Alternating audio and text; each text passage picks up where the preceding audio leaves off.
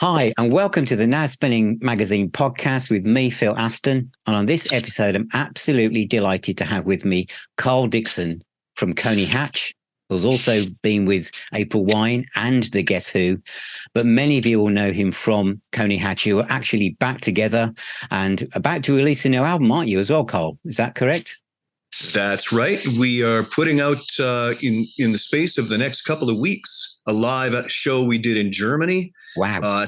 At the Heat Festival there, one of the most crackling live shows we've ever done, and two brand new studio tracks attached to the front end of the record as well. Oh, fantastic. I absolutely can't wait to get hold of that. Is that coming out on vinyl and CD? Vinyl is a little bit later in the game, but yeah. It will be on vinyl. CD will, CDs are always quicker to make. There's a big backlog at the vinyl factory. They are. So Coney Hatch, a band that I absolutely loved from every album, but your journey to Coney Hatch. I mean, one of the bands that actually you also played with later in your life was the Guess Who, and they were one of the bands that actually inspired you to be a musician. Is that correct? Yes. Growing up in Canada, when I was a boy, they started to have the Guess Who started to have their hit records in the States, and they became, Once American Woman became a number one. It was like Canada was on the map for rock music suddenly.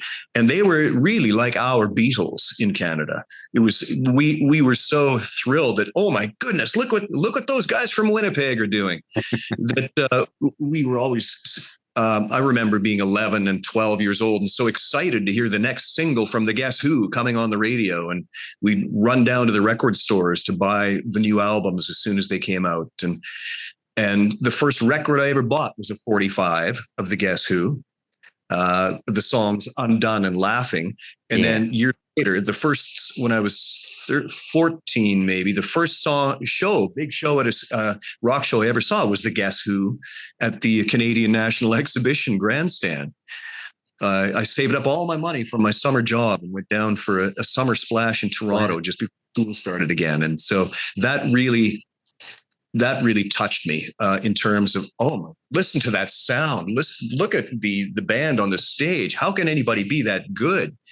And certainly the listening to those records, as well as all the other influences I had, but listening to Burton Cummings singing, he was just a primo rock singer of all kinds, really had an influence on me and how I shaped my style.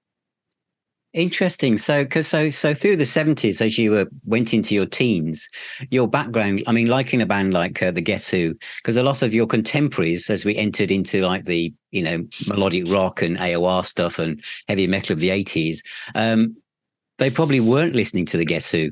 They were listening to the more obvious kind of bands.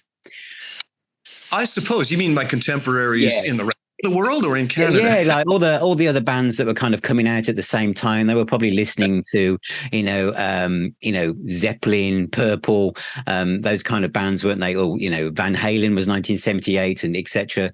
But, the Guess Who was quite a traditional rock band. Well, as you say, your version of the Beatles almost. Yes, they churned out the singles every year. They had a sense of pop music for the radio. Yeah. Their producer structured their arrangements that way. Chorus within the first 30 seconds, 2 verses, get to the solo, little bridge, vamp out, do some improvs, and 3 minutes and 10 seconds, you're out.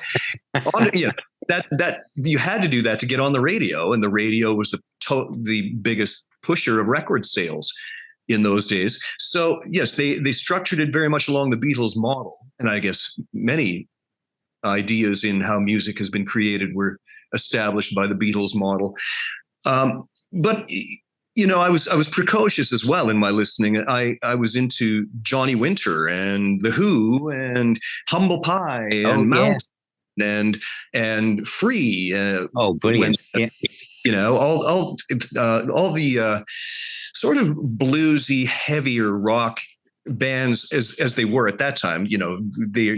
They just had a certain feeling of weight to them, I guess. This is important, serious music.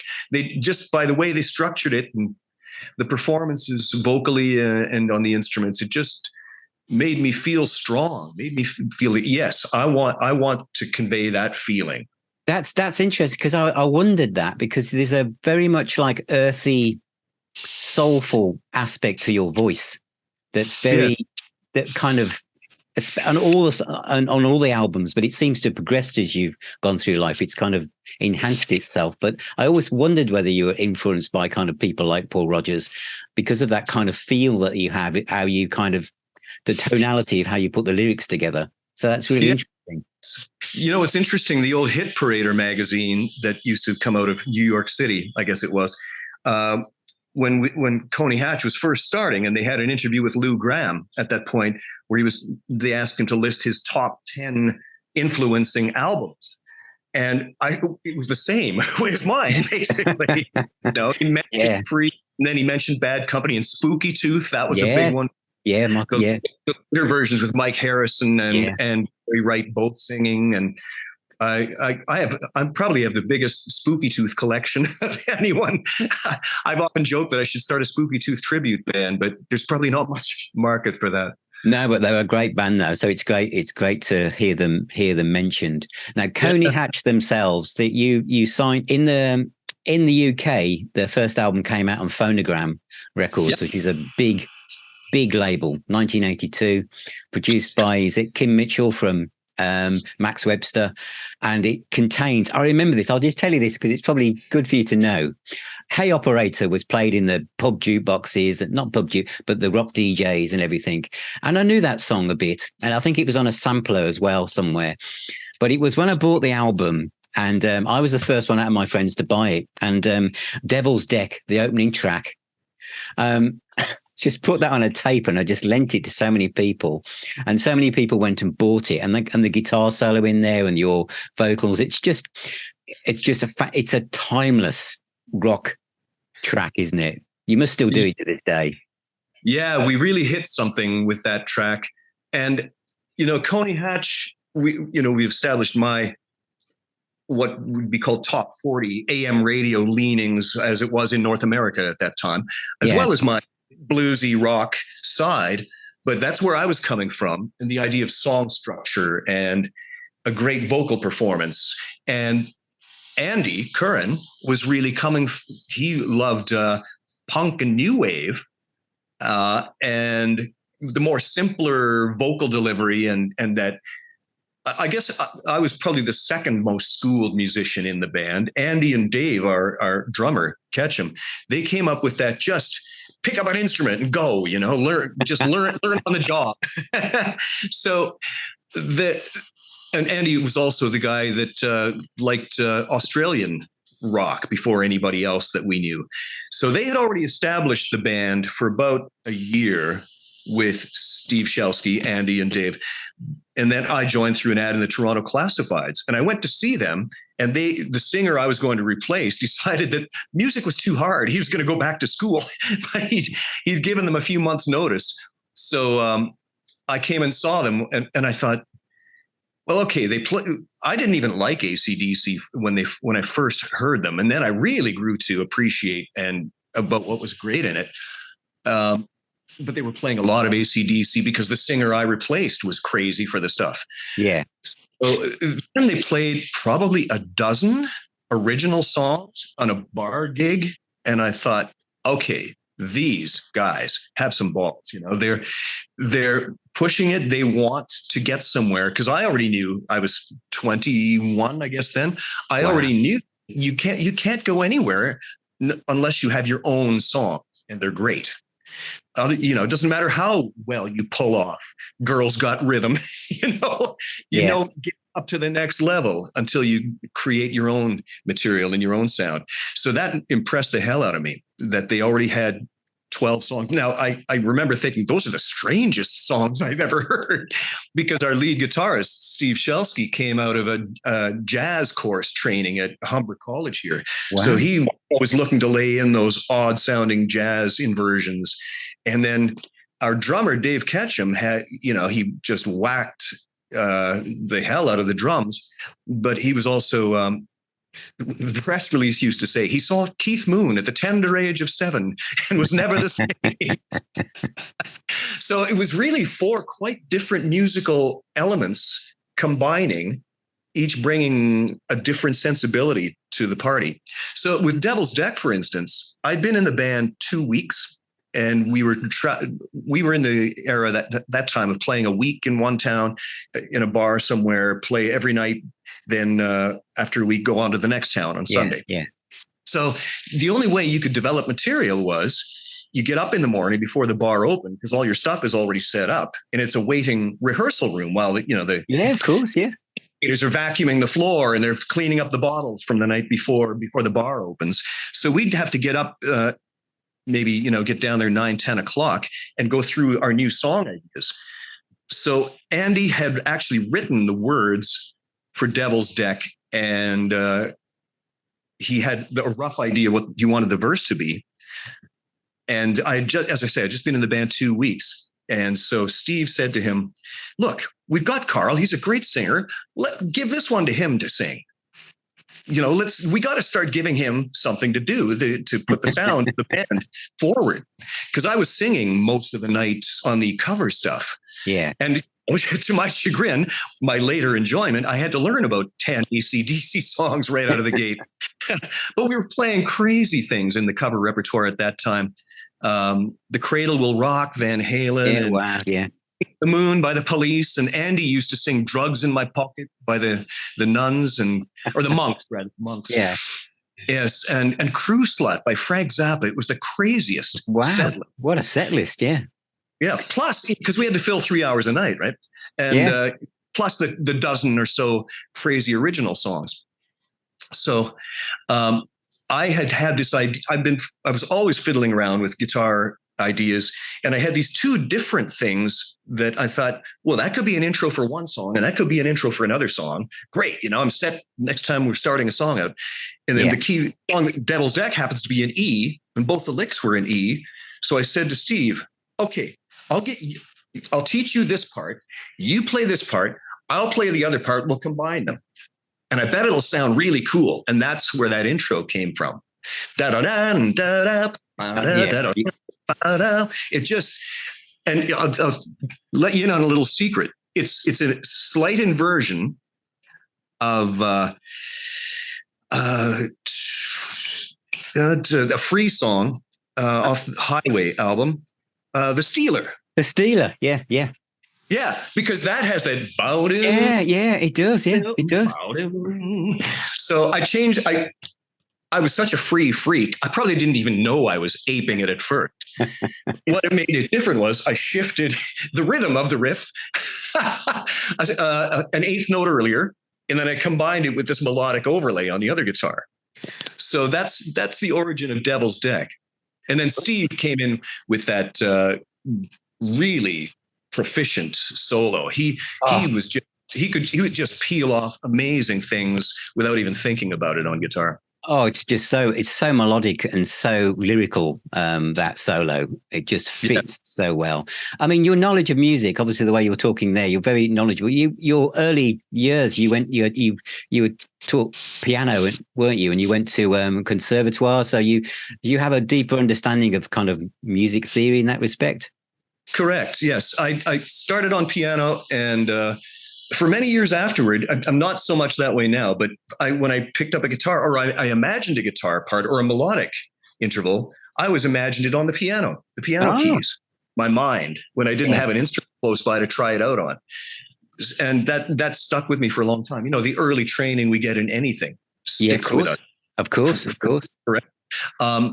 So from there, I wanted to play guitar, because I was falling in love with all this rock music coming on the radio, and I hated it.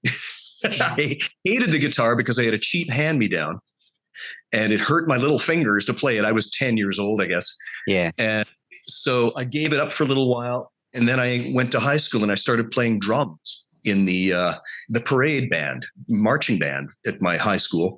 And from there, I took on all drums and percussion. And that's actually where my qualifications are on paper, is for drums and percussion. I'm qualified to teach, not on anything else I do. Mind you, life But experience of life has probably given you that by now. So you're good to go. yeah, so I exposed to all kinds of different musics over Yeah, the years. My dad was very deeply knowledgeable about classical music and the standards and swing things of the 40s and 50s. yeah, So I was getting all kinds of music coming at me, and those things sink in, even if you think, oh, old people's music, something's sticking with you. very true. It comes out later. Very true. So you met Kim Mitchell. So you must. How did you meet him? Because obviously he was the springboard to you getting your first record deal, wasn't it? Or the record deal? Kim Mitchell hadn't come along at that time. I don't know how the story would have turned out. We were so determined and working so hard that maybe we would have reached, a different outlet with our ability. Somebody else might have come along, but he sure gave us a shortcut from the place called the Gasworks, was the big rock bar in Toronto. A lot of Canadian bands got their start there. We were from the Gasworks to Maple Leaf Gardens within the space of a year, And so Kim actually had just broken up Max Webster for a few different reasons. And his lyric writer, Pi Dubois, came out to see. It was our first night playing at the famous Gasworks. The other guys in the band were so excited. I didn't give a damn about it. I wasn't from Toronto, so it didn't mean anything to me. But they were, oh my God, the Gasworks, we're playing the Gasworks. Okay, yeah, whatever. So Pi Dubois, the lyric writer for Max Webster and Kim's long time partner in all the albums Kim did, was just out around the town, decided to come in and see this rock band that he'd heard a buzz about it. And his face was not known because Kim would put Pi's picture on the Max Webster album covers as, here's our lyric writer. Yeah. And he spotted him in the crowd. We had these crazy little Coney Hatch lapel buttons. Yeah. So we walked the crowd and gave Pi a lapel button. And that made the connection that way. And he stuck around for the first set. He had to leave, but he said, wow, I'm really impressed. I'm going to tell Kim about you guys. So then maybe a couple of nights later, the two of them came down again, and we talked to Kim Mitchell, and he was very complimentary, and it seemed very clear he was looking for, what do I do while I'm not Max Webster? What do I do next? So it occurred to him, maybe being a producer would be fun. So we did some demos with our first, I guess, the 5 best songs we had at the time, which was, they didn't all end up on the album. Hey Operator. No, it wasn't Hey Operator. We didn't have that yet. You Ain't Got Me, Devil's Deck. In fact, You Ain't Got Me was the song that got us signed. They thought that was going to be the big single. Really? Yeah, interesting. Yeah.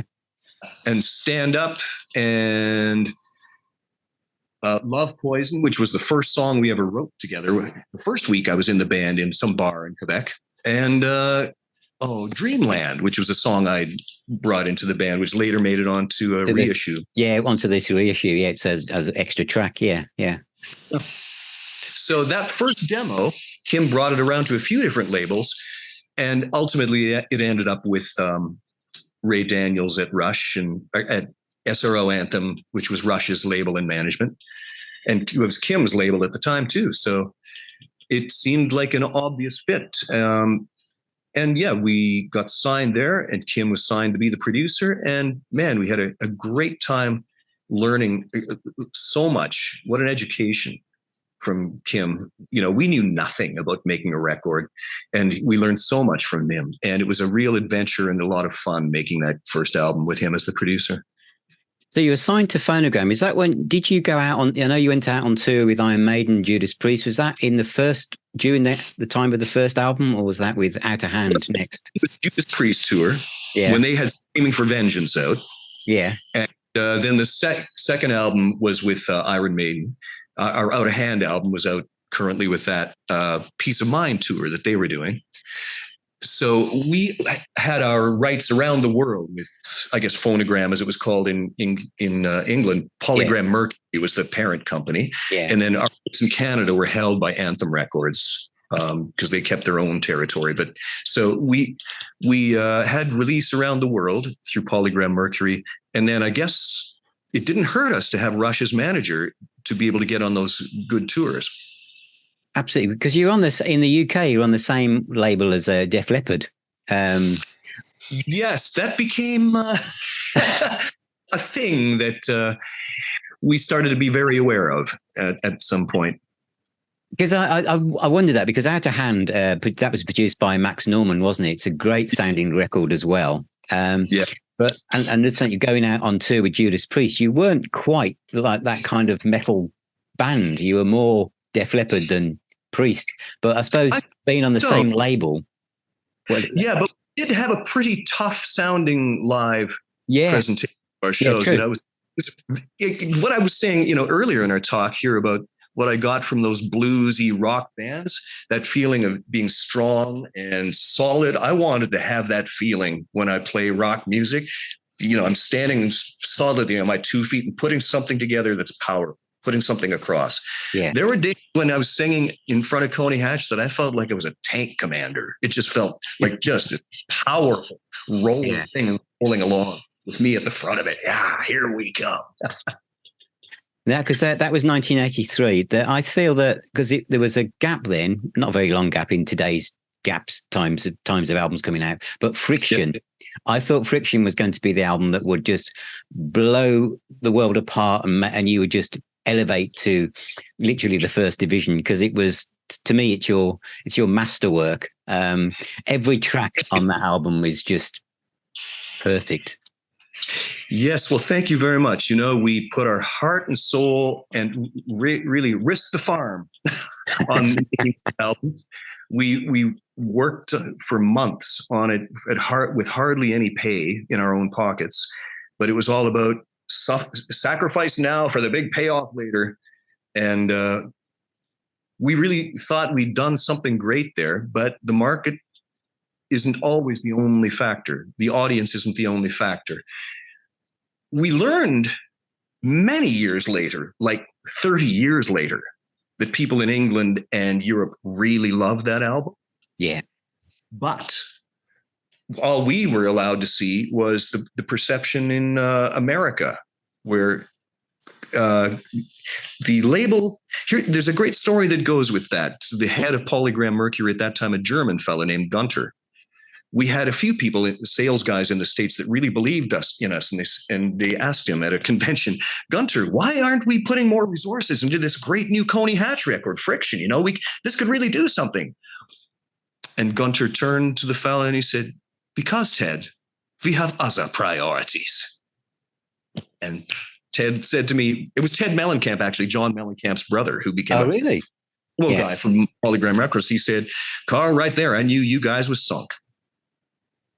So we didn't get any support in the States at all. We couldn't even find our records anywhere. And we were running around on a tour with Crocus and Accept all over the Southwest and across Canada and back again. And it was discouraging. And we weren't hearing how much people in Europe enjoyed it and loved it. Your other two albums are really good, but they were kind of more... This was, I think, the thing with Friction was it was one track after the other. You know, This Ain't Love, She's Gone, Wrong Side of Town, Girl from Last Night's Dream. They just it was like a dream set list, as if it was like it's like the whole album could have just been reeled off live. Everything came together. If you know, Kieran Dargan used to run the Firefest in Nottingham there, but the last time we went, he said, "Would you consider playing Friction in its entirety for your show?" There's a couple of songs on there that we've never ever played. Burning Love, I think, is one. Really? Wow, that's a great track. I know. I hear people all the time how much they love that one. But it was just such a fiasco with the lack of support, even at our home label. The guy that used to work at the label quit and to start his own company, and the new guy didn't care at all about us. He was busy going off to the Toronto Blue Jays spring training with Rush guys, because he was an expert at schmoozing. So we were just left out there, hung out to dry, and it was really discouraging, to the point that I started to I felt the emotional weight. As the singer, I had this enormous pressure on myself. If I ever make a mistake, I'm blowing it for all of us. I got to be perfect, you know. We're in. I can feel us going down, but if we try extra hard, we can get out of this. If we'd only heard from somebody that Europe and England, the UK liked that album, we might have hung in there and had a different feeling about it. But as it was, the way the United States and the North American market treated us, we felt like failures. And it was so discouraging because we'd staked everything on this album has to be our breakthrough. And we were getting that kind of from a few different sources. Oh, if your third album doesn't make it, you'll get dropped. And guess what? We got dropped. I mean, did the band fold then, or did you look for another label, or was it, or did you feel that the spark had started to go out then? Well, I've learned about myself over the years that I'm a very emotional creature, and I took a lot of responsibility onto myself of being the serious one, the guy that, has to stay sober to drive us to the next town. What's wrong with you guys? Why aren't you trying harder? What I learned is people don't thank you for being that guy. It's kind of, here comes Carl, party's over. And because I guess I was pretty serious, because I felt the obstacles stacked against us were so difficult to surmount, and we had to have just everything we could deliver at the ready at all times. If that call from the coast comes, we got to be ready, full fit, full training, whatever. So I put so much pressure on myself that when it became obvious how we were ignored and not cared about and disrespected, it really cut to my heart. In fact, I still have a hot button to this day about feeling like I'm being ignored because of those times with Coney Hatch and the way the business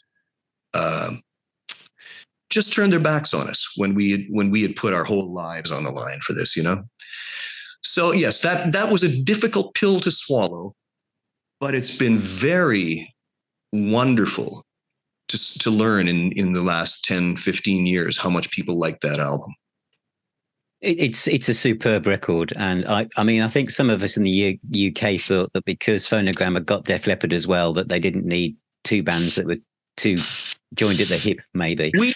That's what Gunter at the convention was getting at. Yeah, Def Leppard was the priority. Yeah, but they could have easily had two. Yeah. Anyway, you were different. You were different, but you were melodic, and you had pop sensibilities in your songs. They weren't like Priest or Iron Maiden. They were songs. So some of these could have easily been, with the right marketing, they could have been hits. The Girl from Last Night's Dream. Easily. There's a hit single there. Definitely what was going on this is 1985. It's not like towards the 90s when the music scene for heavy metal was changing. This is 1985. A missed opportunity too. My partner in the band, Andy Curran, reminded me some old paperwork he dug up that we were offered to be on a tour with Whitesnake, a European and UK tour with Whitesnake and maybe Vandenberg or somebody like that. Yeah, that would have been a better match. That's in a way. In 84, in the interval between Out of Hand and the label turned it down. They didn't want to give us any tour support. So that was a missed opportunity also to I guess build a market in Europe that we could continue to return to. So after Coney Hatch, this is kind of like, did you think about joining another band, or did you think maybe my career in music as now this I've done really well, but this is where it stops? What shall I do next? Were you always convinced to do music? I read somewhere that it was something about someone said, don't step away from what you're good at. Someone said that to you. Was that when you were thinking of doing something else? Yes. I was determined. It was me that decided I couldn't put it into these words at that time, but I recognize now I felt so bad about what happened with Coney Hatch, with Friction and the just being dropped and ignored, that I thought, Jesus, because any band has little conflicts and personality things. Yeah. We had two singers and competing songwriting styles, and you end up in disagreements or arguments over that kind of stuff. And so when it didn't work, and I'll tell you one thing that was a driving thought for me. Max Norman had me sing almost all the songs on Friction, which Andy wasn't happy about. So another driving thought for me was, oh God, if we go to do another record, Andy will insist on being the singer on most of them, and I can't live with that. No. At that time, I can't do that. I can't take a back seat to that with the way I sing and how I present music in my preferred way. So I let them know I'm going to start out on my own. And silly man, naive person that I was, even with all my experience at that time, I thought I'll have my solo album by Christmas. Well, it turned out to be Christmas 8 years later. I had to go through a lot. And what I recall vividly is when we went, as I said earlier, from the Gasworks to Maple Leaf Gardens, it's the big arena in Toronto within 1 year, and the big tours we were on and playing great shows all over. And yet I felt like there was this thought bubble above my head all the time. There's something about this I just don't quite get. So, because you miss a lot of information if you go from here to there that quickly. And we didn't have active management or people who knew well coaching us and bringing us along to understand things better. So I spent about a year licking my wounds, and then somebody once said to me after that time, Carl, stop being scared, get back out there again. So I started bands again and learned from the ground up all the things that I felt I hadn't learned in that quick rise. Yeah. And I took several years. I was probably so pig-headed that I missed some opportunities maybe, but I was stuck in that I'm never going to be out feeling that stupid and allow myself to be ignored like that again. So it was a complete reactionary thing I went through, And then we're going now, we're out of the 80s, we're into the 90s, aren't we? Is this when you sort of reconnected with, must have been like a dream job, was it, when you're heading towards the Guess Who at this time, are you, or was that later on? The Guess Who came up along after, first of all, we did some Coney Hatch reunion dates in the late 80s, a number of them, because once we were out of our record deal and our management contract, do what you like. We were getting offered better money, and we got to keep more of it. We were always starving musicians in the major label big days. Yeah. So, we could do nice shows and keep most of the money for ourselves when we had no pesky managers and labels in the way. So that was a nice thing. But what I did was I invested that money into trips to Nashville and New York and Los Angeles and other places to work with pro songwriters, because that was another thing I felt I had to learn, how the pro songwriters approach things and how you consistently go at it and how to work openly with another writer. In Coney Hatch days, we'd work on our parts in secret and not show it to the other guys until we thought it was perfect, because we didn't want anybody to say it wasn't good, right? Yeah. So I learned how to work openly with other writers and how you just get a song done. It doesn't have to be, it doesn't have to be Stairway to Heaven. Just get one song done, then get on to the next one. And that's how you learn to write better songs as well as you go.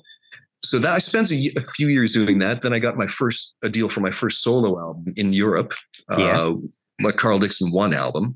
And that was that came out in 93. So I came to Germany a couple of times to promote that with my band on one trip. And then following that, it was kind of quiet, things it was grunge era, and I couldn't see the way in. And so I just started to feel like I've got a young family now, and I don't know how much longer I can sustain this. And I worried that I might have to find an actual job, because as much as I love music, and I realized I've given it everything I possibly can give it, and if it's not meant to work out, then I just have to accept that. And I started, I was grumbling, oh God, now what? what am I going to do? I hate this. When the call from the Guess Who came. And because it was some guys I knew that were working with the band, and they said, look, our singer just quit. They'd had a few guys replace Burton Cummings while the band kept going. And my friend said, we think you're the perfect guy for the job.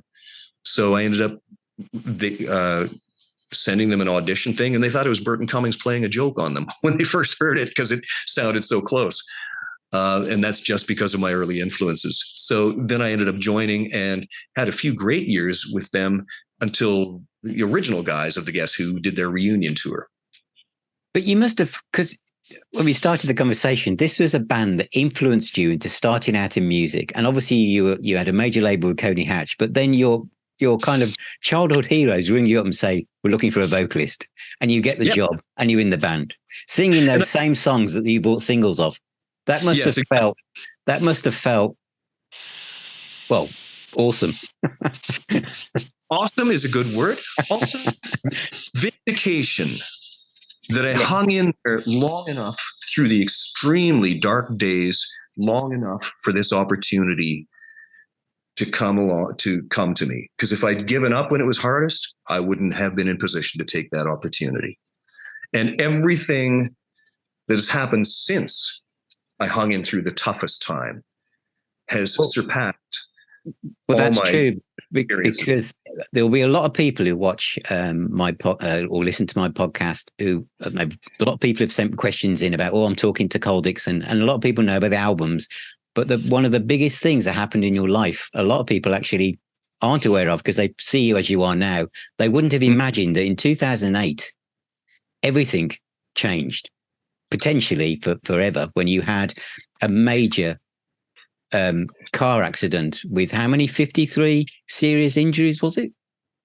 I had about 50 to 53 injuries, any one of which you would have gone to the hospital for. Yeah. And that would have been it for most people. I mean, the story, people watching, listening to this, there's lots of videos of you talking about this, but how your approach to that, I find amazing. Now, I know that what we haven't mentioned so far is that when everyone was partying their bottoms off in the 80s and drinking and partying, your focus, you've mentioned about it's because you were driving the van, but that your lifestyle choice of looking after your body, looking after your mind, and being really focused on what you want to do actually was like putting money in the bank for what happened, wasn't it? And your body breaking through this. Great way to look at it. Yes. I was the straight-laced one. My nickname with the other guys in Coney Hatch was Milk and Cookies. Here comes Milk and Cookies. And yet, when I had this terrible accident in Australia, which we can get more into, the doctors, when I was well enough to have a conversation much later, they said, that's the only reason you survived, was because your body was in such healthy nick. I was in the pink because I'd always stayed fit, running, swimming, push-ups, sit-ups, all just keeping strong and fit, and my lung power capacity and my heart, always ideal blood pressure throughout my life. And so I was my body was ready for a crisis if one came along. And but when people talk about a crisis might come along, the one that came along to you is like something like anyone's worst nightmare. You nearly lost your legs. You're a musician. You lost an eye. You almost lost an arm. I mean, everything that you knew about whatever you were planning to do next was instantly put on hold. So, and I know I'd like to talk about you have the stop, think, accept, renew, thank as your maxim. But medical services can only do so much. You've got to want to get better. When you didn't know what was going on, you described coming up like from underneath a depth of water to the surface. Did you come up feeling like, I'm going to do this? Or did you have any doubt? Most people would have done that this is it, I'm finished. Oh, no, I never had that thought. No. I'm just back in that place for an instant here. No, I never had that thought. I guess I had learned a great deal. First of all, my character. I'm half Estonian, and we're a very stubborn lot. We had to put it, to tolerate all the European powers traipsing back and forth across the land, and just keep enduring. So enduring is one of the hallmarks of the Estonian people. I was very confused when I first came out of my coma after 10 days, because I had no idea where I was or what had happened. And even then, it was weird. I could not understand how badly hurt I was for some time. But as the days and weeks started to pile up, and I couldn't even turn on my side without the help of two nurses to arrange my limbs and help and all that, because I had 8 drainage bottles attached to different wounds on me when I came around. It was pretty, well, not sobering, but it got your attention. Okay, this is really bad. But once I was able to think more clearly, first of all, I had I guess this, I've never thought about this before. And this is why I love doing interviews. The sense of responsibility I described to you earlier in this talk, of it's all on me and I can't let everyone down. I have to keep it going. I have to find a way. That is certainly the feeling I had when I started to recognize how badly hurt I was. I can't surrender. So many people are counting on me. I have to get myself together. Were you surprised by the amount of inner strength that you actually had? I mean, or did you just think, because I know mindset is a big thing or something, because as we think, so we become. So if you think negatively, your body thinks it must be really bad out there. But you must have been sending out these positive, obviously, vibes into your own system, and your body thought, we're going to be okay. Yes, of course. The temptation is always there. Gee, it would really feel better if I just give up and lie here, and just wallow in it for a while. But that actually doesn't feel better at all. And once I was able to form helpful thoughts, which didn't take long, I realized I was in a very, very bad predicament here, and I could not afford to be weak or surrender at all, or I'll never get out of this. So that became a mantra to myself several times each day when I was just starting to be able to sit up in the bed, look around at what had happened to me. And it was no fear, no weakness, no fear, no weakness. Just tell myself that when I was in any doubt. And I was not of the right mind quite a lot of the time, because I'd gotten, the other vehicle went over top of me. So I got the undercarriage of a much bigger car whacking me in the front of the head, snapping my neck back. I got a C7 fracture in my spine. The only reason I still had my teeth is I was able, apparently, because I don't remember anything, I was able to do this to protect my teeth as the car was coming over me. Just in, that much, but then it almost tore this arm off. So yes, that was a very important thought for me. And I think the years of pushing through the disappointment of being an itinerant musician, and you always have.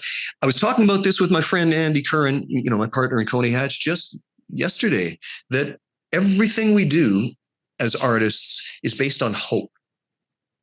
You hope to create this thing that you're envisioning, this song, this sculpture, this painting, this book, whatever. And then you hope that it will make an impact on the world. And then you hope that will pull you forward to more good things.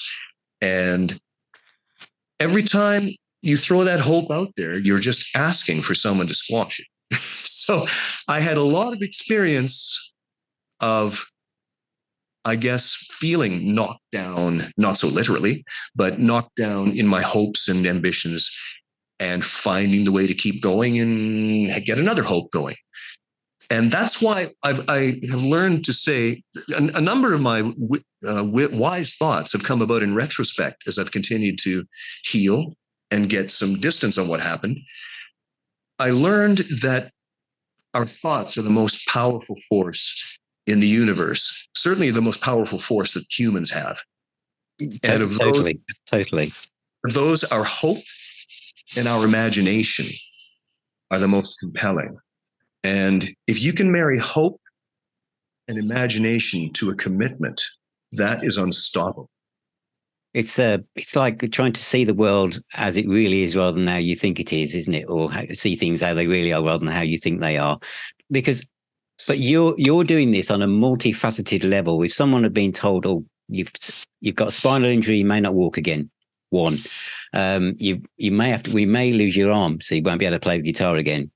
You might be blind, or you had all of these things going on at the same time, whereas most people would have become absolutely enveloped in any one of these individually.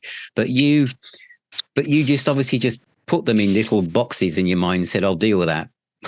That'll be fine." But if we could just talk briefly about stop, think, accept, renew. Yeah. Thank, because I think this is really, really important, because some people will see the word accept as surrender, but it isn't, is it? It's different. No, quite different. That acronym of START and those 5 words that are contained in it is a summation of what I learned from this incredible experience. And to me, it wasn't a tragedy. It was my greatest education.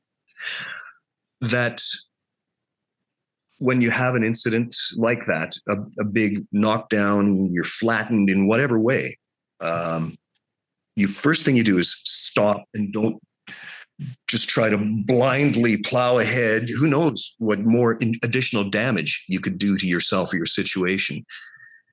Just stop cold.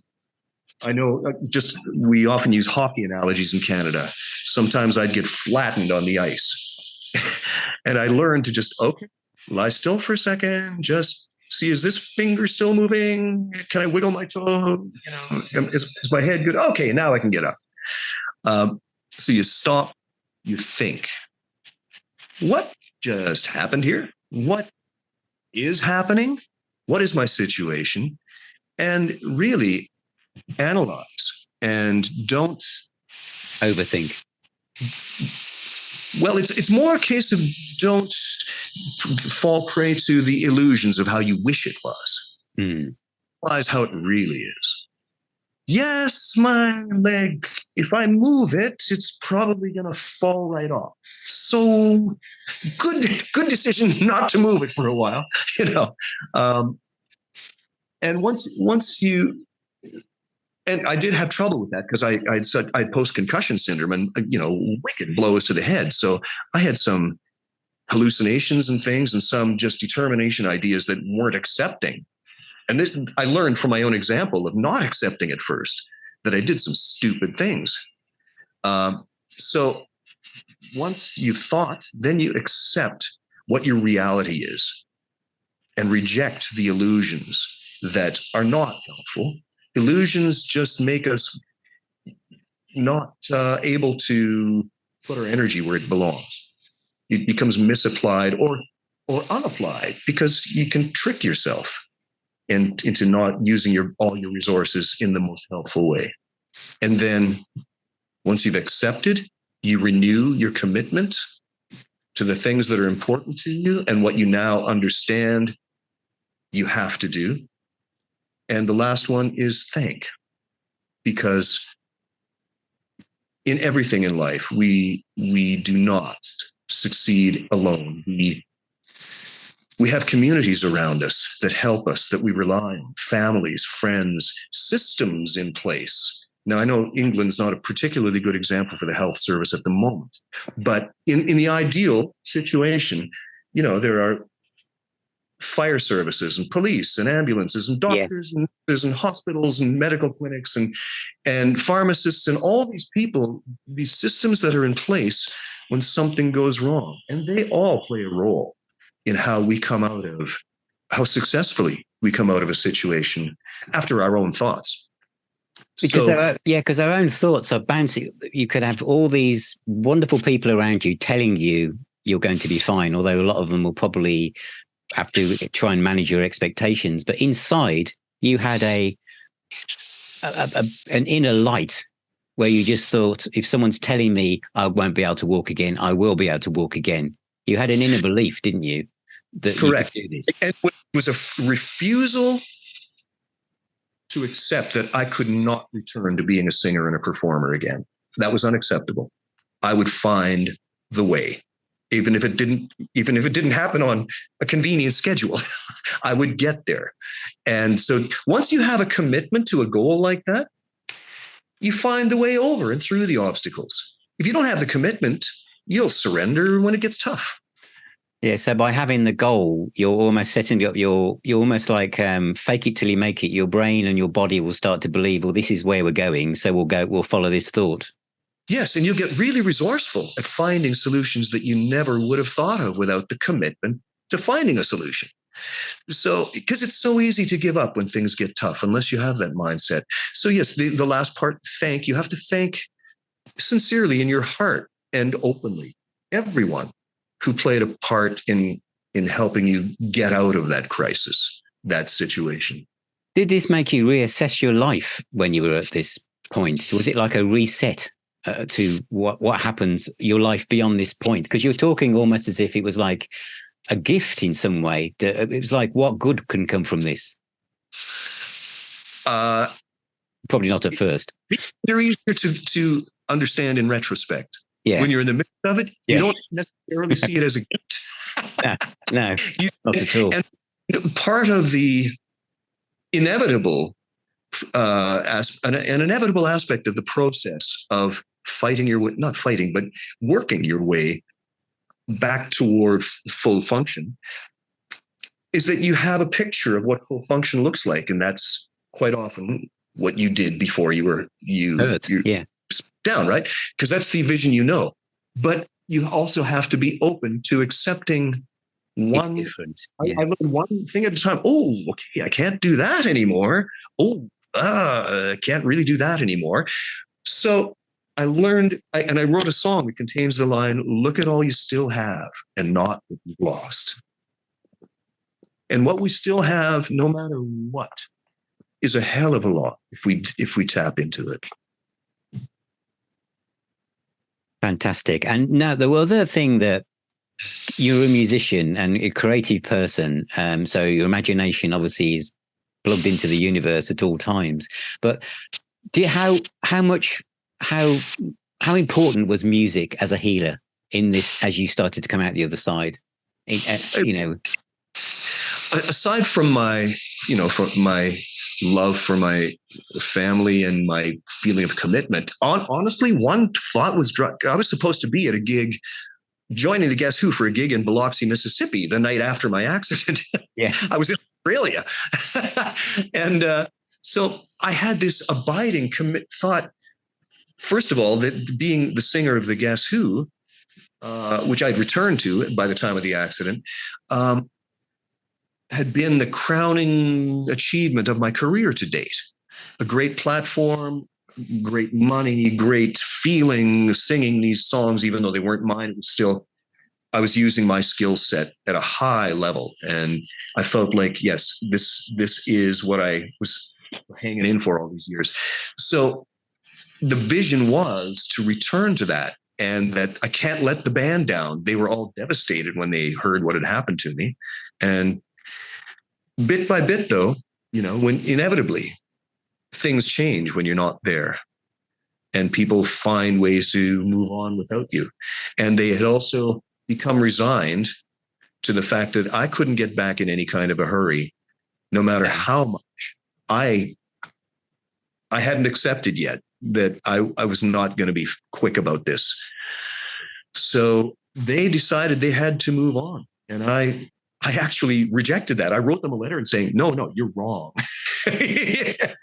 So they said they reconsidered it for another month or two. And then they said, no, we do have to move on. And I couldn't have returned to the job for at least another year, maybe 2 years.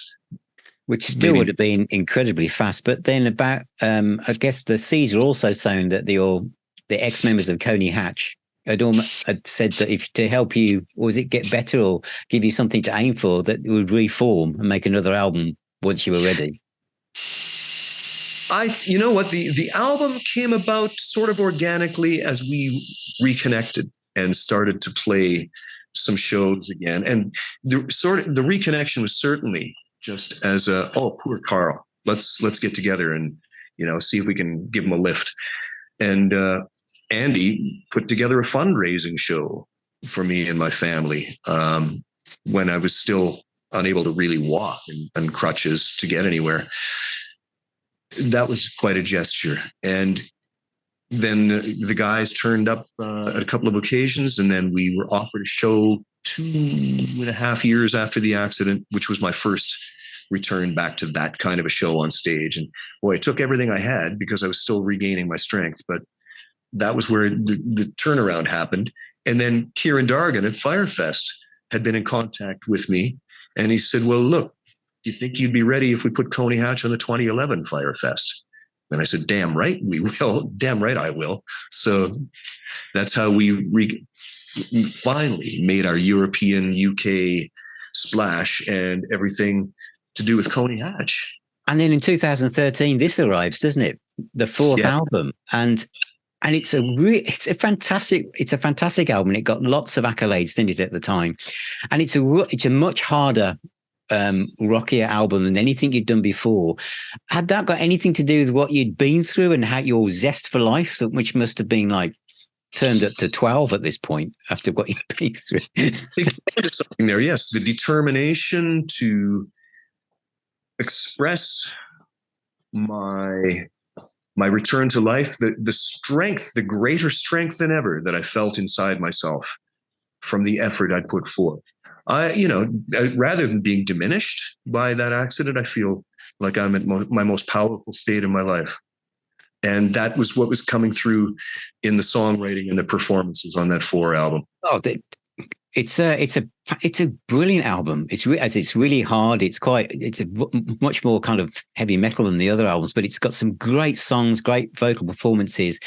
Was you, because also at this, it could be later in this time in your life, I'm not quite sure, but you decided to become a speaker, go out and talk to people about what you've been through and do motivational talks.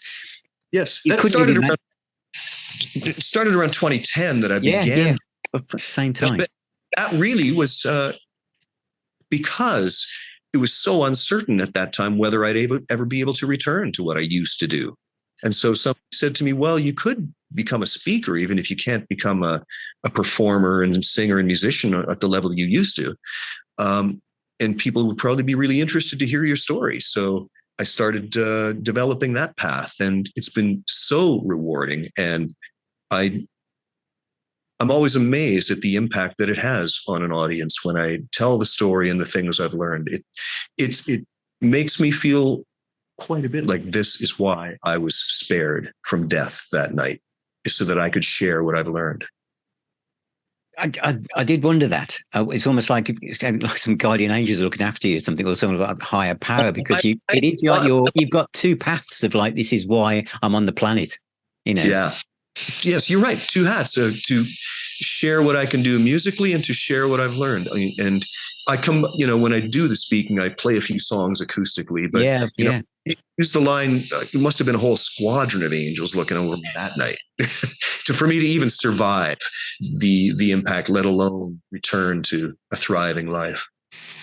Yeah, because I think what you do there musically, I've always, one of the kind of maxims at Now Spinning Magazine is that music is the healer and the doctor. It takes us out of ourselves. It changes the atmosphere of the room, whether it's played, whatever it is we're doing.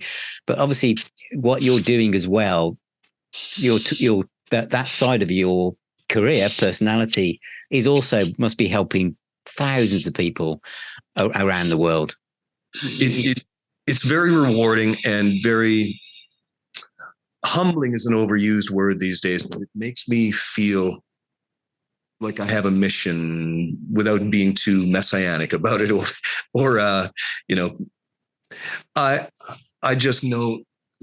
I guess it's safe to say I know that it's now my responsibility to share what I've learned and to offer people a hopeful message of, look, I got through this terrible thing. Here's some ideas how you can get through your terrible thing. I mean, watching the little video clips on your website, it's kind of like it puts everything in perspective.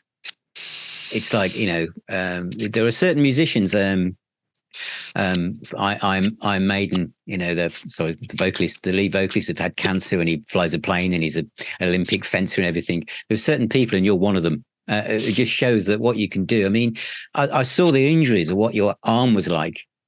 I mean, as a musician, that you thought, no, I will be able to do this. I will be able to pick up a guitar and I will play it. And as you've said, that when you first started doing those the talking gigs, you were still then picking up an acoustic guitar, even though you weren't quite sure. This was before this album, where it was going, but you thought, no, I can do this.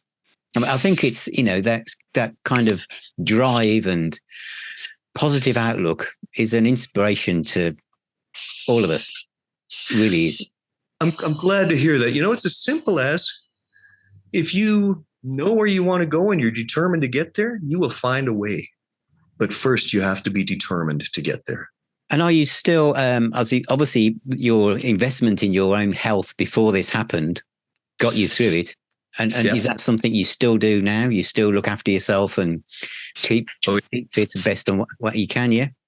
Yeah, I manage my weight. I eat healthy food. I was just swimming in the lake again this morning. I can't run anymore. I can't even hurry across the street if a car is coming at me, but I still do chin-ups and push-ups and all the stretching and some yoga and all kinds of things to keep my strength and my fitness up. And I perform a lot. So that keeps my vocal capacity, my lung capacity, I should say, very powerful still. And my blood pressure is still ideal. And with being on stage with kind of like the different lighting and everything, I mean, obviously, because you lost one of your eyes, did that change your perception of where things are? Or have you just, again, your brain just adapts and compensates to? It does adapt, but there are still times where I bang my head unhelpfully if I get in an unfamiliar situation, and they drilled a hole in my head here to let the pressure, because it swelled up like a basketball. So every once in a while, I get a bang right there, because I'm blind on this side, so I can't see when something is right there, and I go, oh, So that I've actually given myself a mild concussion a few more times just through not dumb, just I can't see. You can't see, no. That's something I've had to just learn to be patient with myself. That's how it is now. I'll go lie down and don't whine.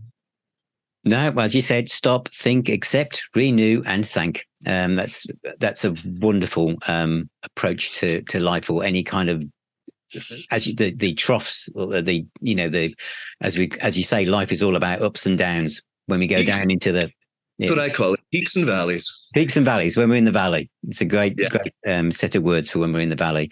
So, thank you very much, Carl. So you've got a few gigs coming up as well, aren't you? Because Coney Hatch are alive and kicking, and got, as you say, the live album coming out with a couple of new tracks bolted on as well. So when's that due? It will be in Germany next week at Hamburg.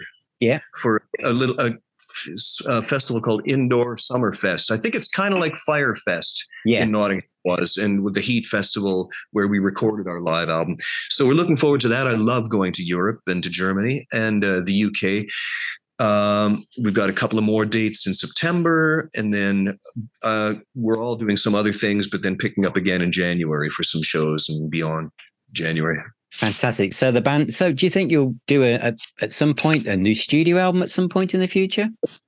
That discussion has just arisen because we're now back with our old album, our old label, Anthem Records. Oh wow! Yes, they full circle. Yeah, people, but a company bought the catalog of all the old Rush, Coney Hatch, Max Webster, Gowan things that were part of their vault. And so they asked, can we revive the Anthem name? to go with this. So Yeah. and there's some lovely people running it now that they said we want the Anthem relationship with Coney Hatch to be better than it ever was. So we're talking about the next album. Yes. Oh, brilliant. Fantastic. So where's the best place for fans to find you? Is it the Coney Hatch website or on your own website as well? Yes, I have carldixon.com. There's a coneyhatch.com, or is it CA? I'll find it. And Carl Dixon Speaks is my speaker page.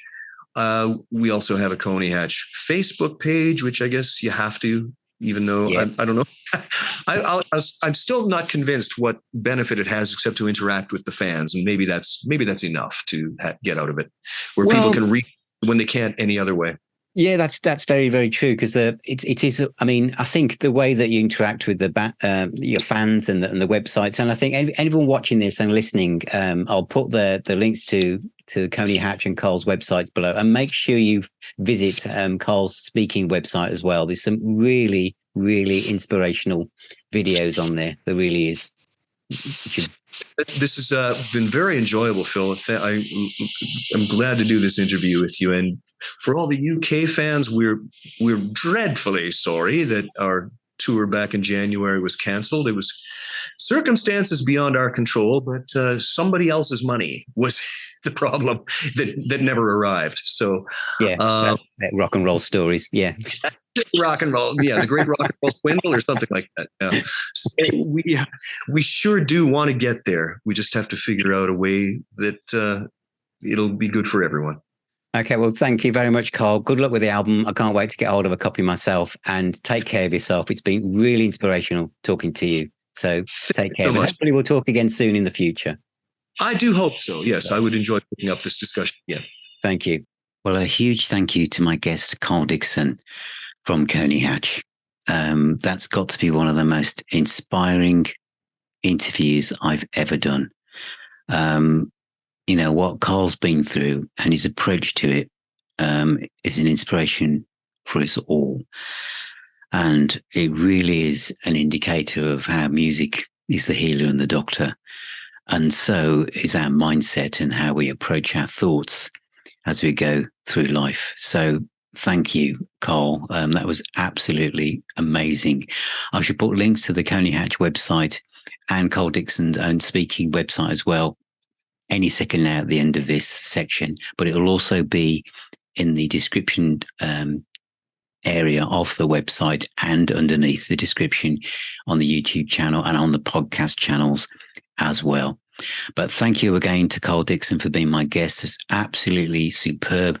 And if there's an album by Coney Hatch everyone should have, it's Friction. It's an absolutely melodic rock AOR classic. As I said in the interview, it's something that could be played end to end. It's like the perfect set list, an absolute every home should have one type of album. So thank you for being here. Thank you for watching or listening.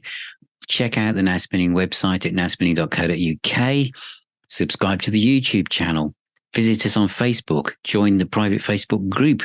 See us on Twitter, Instagram, wherever else you could find us, of course. Tell everyone you've ever met about us. Ring that little bell on the YouTube channel. Become a patron or a YouTube member. And as I said before, remember, music is a healer and the doctor. Keep spinning those discs, and I shall see you on the next episode.